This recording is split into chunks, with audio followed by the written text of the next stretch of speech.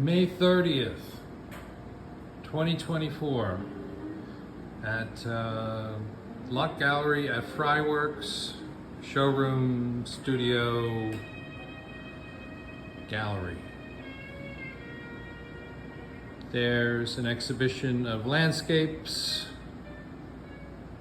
but I also am featuring works that I've just recently done.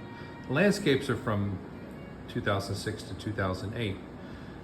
These paintings are from 2019, 2020, 2022, during COVID. And then the more square ones here are very recent, within a few months or thereabouts. I also have a couple of older paintings here. This one, for example, is from 1987. And it is an abstract expressionist painting that was done with a technique that I came up with, having a white charged paintbrush in one hand and a black charged paintbrush in another hand, and basically painting with two hands at once and pushing the white paint into the dark areas and the dark paint into the light areas until a balance is achieved, or I feel like something of an equilibrium has been achieved, and then the painting is at rest, it's balanced. But this abstract expressionist technique is what I used for the foundation of these compositions. Two-handed abstract expressionist technique. All in tones of just gray, monochrome, no color for the background. Dark paintbrush in one hand, light paintbrush in another hand, and going at it with both hands sequentially or simultaneously, and never really stepping back to look at what was going on, just really painting with my nose right up against the canvas, so to speak, but letting the painting just evolve intuitively. I didn't step back and say, well, it needs a little something in the upper corner. I didn't do anything like that. It was just whatever was in front of me, and trying to achieve a level of balance. Usually took about an hour and a half of painting to get a section done. I also chose this format because it was the extent of my reach. I could, a 48 by 48 inch canvas was as far as my arm would reach. If I stood in the center, I could reach to the corners and sides of the canvas, and I wouldn't have to move my feet. I could stay in one spot and just do all the work standing in one spot and not moving from side to side. Paint buckets were right in front of me, so all I had to do was reach down and grab a brush full of white or brush full of black with the other hand, and it was just a matter of going through the process, creating a composition that reached a balance. After that, that's the underpainting in a gray tone. After that, there was a series of little circles, different sizes, different tones, in a pattern that was derived from a grid. Here they're just in monochrome. Here the dots are in a color sequence, and that's also, the dots here are derived from a different kind of grid sequence, but it's a sequence that creates a pattern and creates sub-patterns, and that's what I think was really interesting about this. And the colors that you see are varnished colors. In this particular painting, there is a green section going from the top right to the lower left, a blue swath of color varnish going from the upper left to the lower right. There's an L shape going from the top center to the left side to the bottom, which is red varnish, and there is a L shape going from the top of the canvas to the right side down to the lower, which is a yellow varnish. And wherever the red and the yellow cross, it makes orange. And wherever the blue and the yellow cross, it makes green. And wherever the red and the blue cross, it makes violet. It's actually it's an illustration of how color works from the primaries and the secondaries. Same thing here, except for the yellow is the yellow stripe is what goes from the top right to the lower left, and the red goes from the upper left to the lower right, and the L shape is the blue, and the other L shape is a green. But they all mix together to make this sort of predictable color theory result.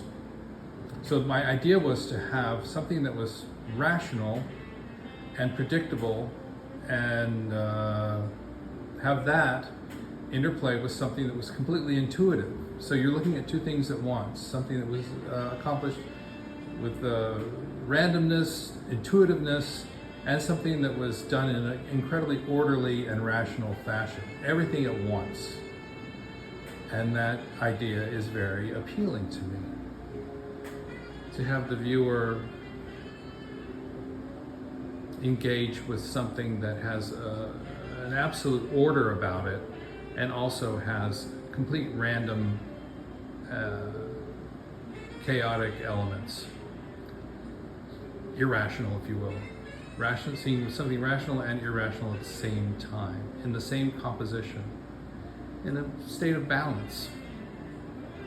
Here's that third one. So, and that sort of spheres in a pattern, that's also what's happening with the newest paintings. I guess that's the very earliest one. These squares are obviously based on a grid, and there's a section taken out of each square, also based on its position in the grid, where I don't know if you can really follow it in this one so much, but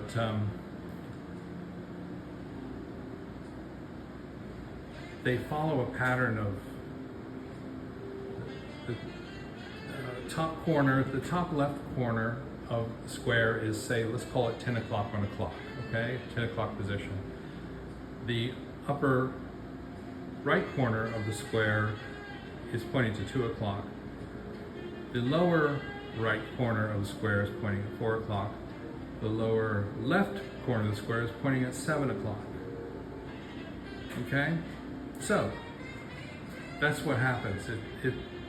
The sequence of squares, because they have this little notch taken out of one of their corners, it represents going from left to right.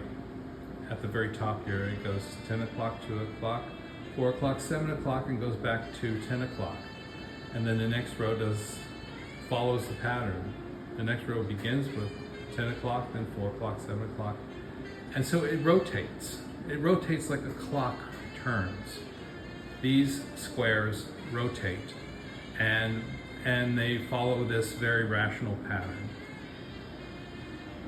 In following that pattern, you would think, well, this is going to be very chaotic, but it actually creates sub-patterns that are very predictable as well, as you can see, where the notches sort of come together in their sequence. They create these sub-patterns, which I think are one of the more interesting things about looking at these. Also, there's a relationship between the background, which is this sort of light gray tone, the background, and the foreground, which is the black shapes. So you can see in certain areas, the color of the background actually enrobes or overlaps the foreground. So there's this interplay between the foreground and the background. And this is the basis of the idea. And that's the basis of this guy's idea. You can see it's the same sequence, same repeating pattern. But in doing the background this way, I'm really just trying to figure out how to create the most effective relationship between the background and the foreground. Now here you see all of the foreground pieces, the squares are all the same colors, same tone, same everything, they're identical. This one is also they're all identical. In this one and the other ones, I start playing around with randomly changing the color of the squares. And it follows the same pattern, but I don't lay down the squares in any order. They're basically, I mix them up in a cup and I just, I start laying in the squares, and I don't know which one's coming next. Is it a green one? Is it a gray one? Is it dark gray? What is it? So there's that element of randomness in how these squares are put down. So if we go up and look at this guy, different background, and there's only two different tones of the red. And then over here, it's actually a monochrome background, dark grays, and then the light grays and medium grays are the squares. And again, those are all laid down, the different tones are laid down randomly. So they start to create their own pattern, their own relationships. And it's not rational and it's not ordered in the same way that the sequence of the notches in the squares follow. And then over here, probably what I think are two of the most effective ones are this one and this one. But they were born of mistakes. Like they sort of started out like this guy, but somehow something went wrong, something went sideways, and I just had to figure out a way to try and save it. And what I did was I masked out a small circle in the middle of these squares, and then I just painted the whole thing over with this particular color. This one in particular is the color of the background that I've been thinking about. And like I said, the relationship between the background and the foreground are extremely important to this idea. And this is another one that didn't work out so well, but masking out a circle in the middle of the square and then just painting over the whole painting. I think I like these two. I like the results of these two. I like them all, but I like the results of those two somewhat better. So that's all. When you see these, this is sort of randomly locating, not randomly locating, but just randomly placing different colors and different tones in the foreground with the squares. Whereas over here in these smaller studies, I start to order them. I start saying, okay, let's go from dark to light. In the first row down to the bottom row, we're gonna go from this dark maroon up to yellow. And in the center one, let's do a radiant center. Let's do the lightest one in the center, and then we'll radiate out with the lighter tones in the second step out, and then in the outside, we'll have the darkest tones. And then up in this one, we actually start to see a figure, or a dimensional box, if you will. It's almost like a tree, a tree branch that has been sawn off is kind of coming out of the tree. If you imagine the tree trunk is the maroon part, the yellow part is the face of the branch that's been cut. The red and the dark orange are the sides of the arm that's coming off the tree branch, and then the yellow orange is sort of the background or a backspace. But you could read it the other way too, that's the trunk of the tree, and then the branch is sticking off the side, and then the maroon is the background. Anyway, works both ways, but in this case, I'm actually doing some rendering with the squares, making an effort to have the squares operate in a imagistic sort of way. And this is a landscape from 1995 in Montreal. I just have been working on this one recently. Yeah, 1995, and I'm still working on it here in 2024, but it needed it, trust me. But anyway, going back to our point about these studies, and I call them studies because they are